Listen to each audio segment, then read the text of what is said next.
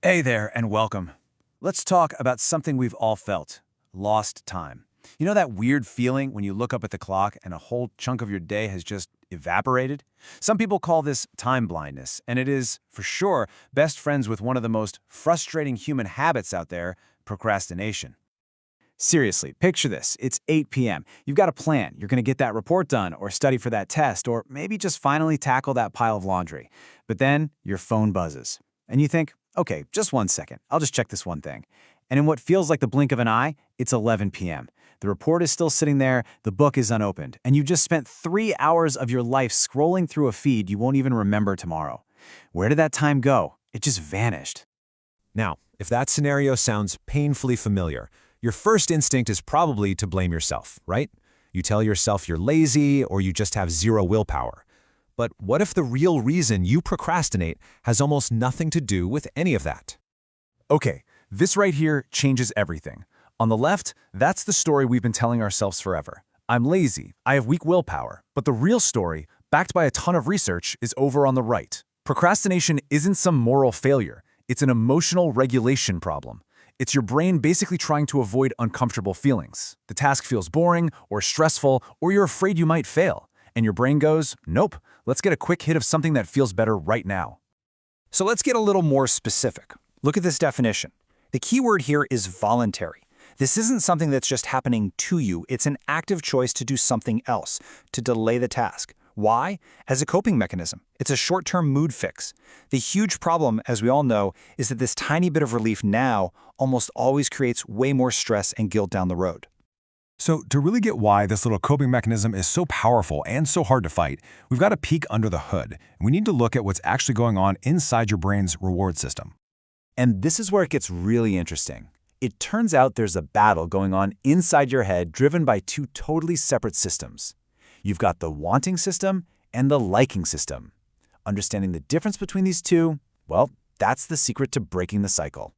First up is the wanting system. This is your brain's engine. It runs on dopamine, and it's all about craving and motivation. When your phone dings, a little shot of dopamine hits your brain, creating this powerful urge to go check it out.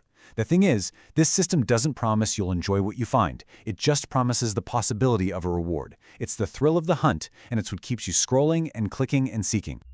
And then you have the liking system. This is the actual payoff. It's that genuine feeling of pleasure and satisfaction you get from, say, a fantastic meal or a really good conversation with a friend. This system uses totally different brain chemicals, and it feels calm and content, not frantic and desperate like the wanting system. This chart just lays it all out so clearly. Wanting is that dopamine-driven craving. Liking is the actual pleasure. And here, right at the bottom, is the trap. Our modern world, especially our phones, are engineered to trigger our wanting system over and over and over. Every notification, every new post, it's a little dopamine jolt that says seek more, but it delivers almost zero genuine liking. And that is the procrastination loop that steals our evenings. It's not about laziness. You're just caught in a dopamine-fueled chase for relief. You just keep wanting the next scroll, the next video, the next click, but you almost never like the way you feel at the end of it. Your brain is getting all the excitement of the chase with none of the satisfaction of actually catching anything worthwhile. So if that's the problem, how in the world do we break out of this loop? How do we retrain our brains to actually focus again? Well, there's an incredible concept from a professor named Cal Newport that is the perfect antidote. It's called deep work.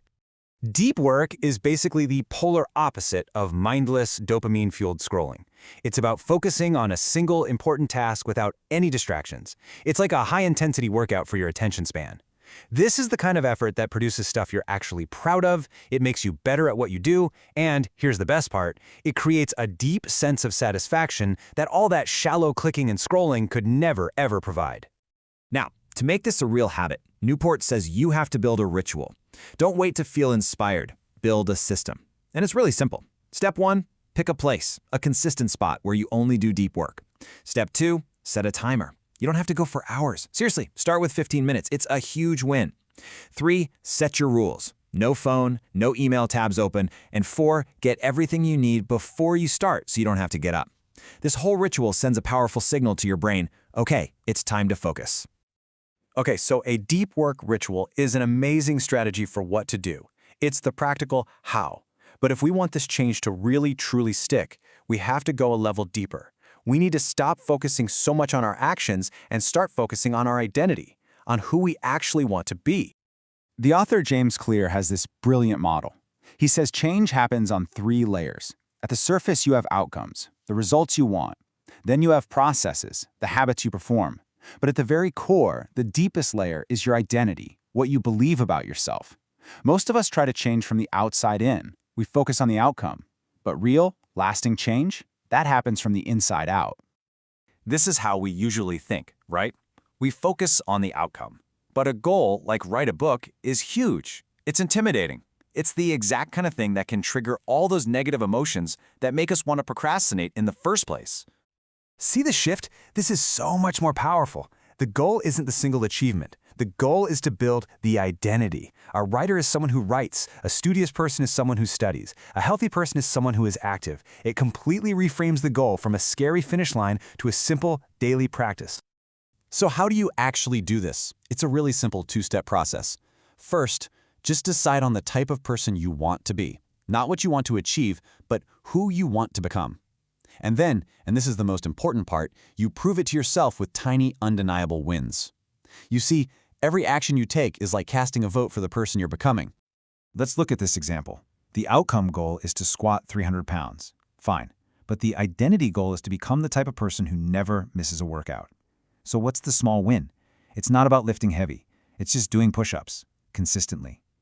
Every time you do those push-ups, you're not just exercising, you're casting a vote. You're telling yourself, yep, I'm the type of person who shows up. All right, let's bring this all home and talk about what you can do next starting right now. So, the big takeaway here is this. Stop trying to fight the clock. Time blindness and procrastination aren't signs that you're lazy or weak. It's just your brain doing what it's wired to do. Seek immediate relief from discomfort. The solution isn't to just try harder. It's to manage the emotions that trigger the procrastination, create a system like a deep work ritual to support your focus, and start casting those small, daily votes for the person you truly want to become. So you now have the tools to understand this whole cycle and start reclaiming your focus. But what if there's another hidden trap? What if the very way you set your goals is actually setting you up to fail before you even begin? We're going to dive into that in our next explainer. Thanks for tuning in.